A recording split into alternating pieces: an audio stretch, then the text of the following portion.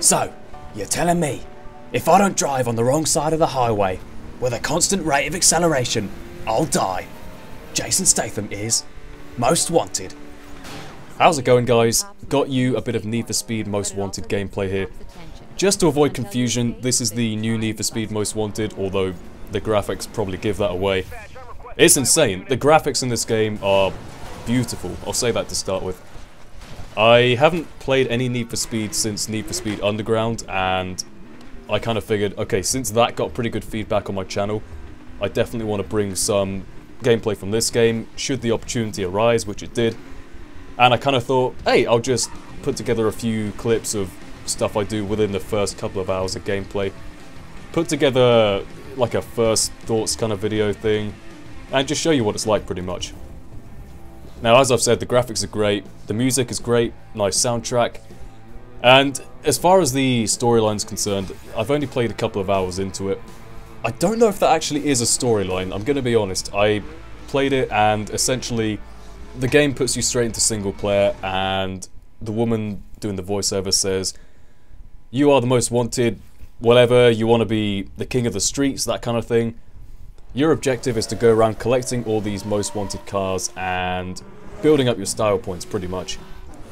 Now, it is a pretty cool concept for a game because everything is so kind of interweaved, if you like, so quick.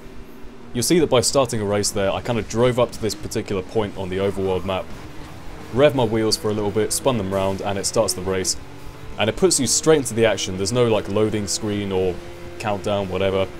Just starts you into it.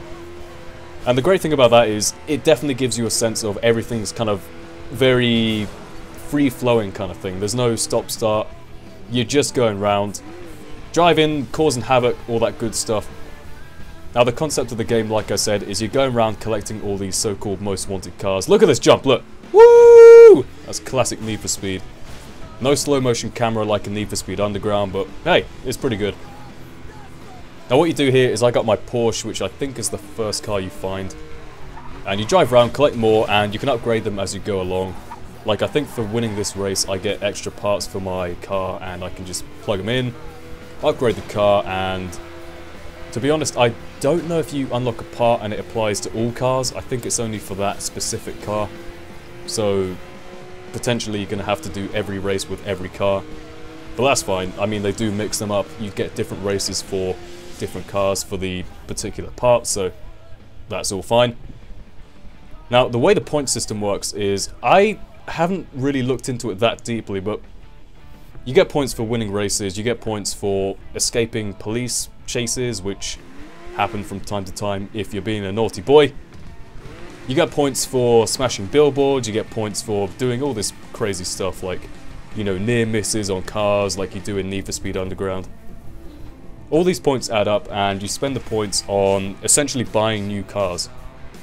From the looks of it, you buy the most wanted cars, or at least some of them, the ones you don't find. And I assume you buy different parts as well a bit later on. So it's a pretty cool system. Now, one of the best things about this game, in my opinion, is the easy drive system. Now, I took a while kind of getting used to the controls, and I kind of noticed you can't actually use the D-pad for driving around.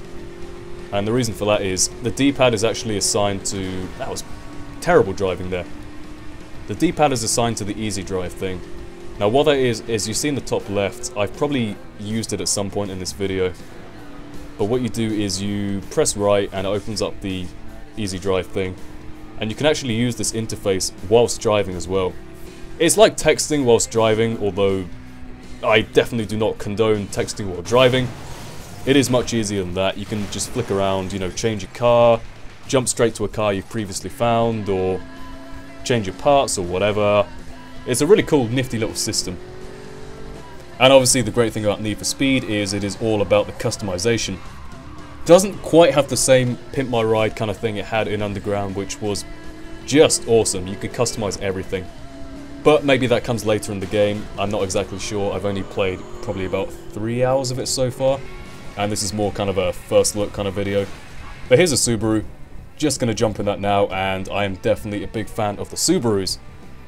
So overall, this game looks pretty good, and I will definitely be playing it some more, hopefully bringing you guys some more gameplay. Very fast paced, very interesting, and definitely got that addictive factor of the previous Need for Speed games. So, hope you all enjoyed the video, and with that being said, I will see you all next time. Goodbye.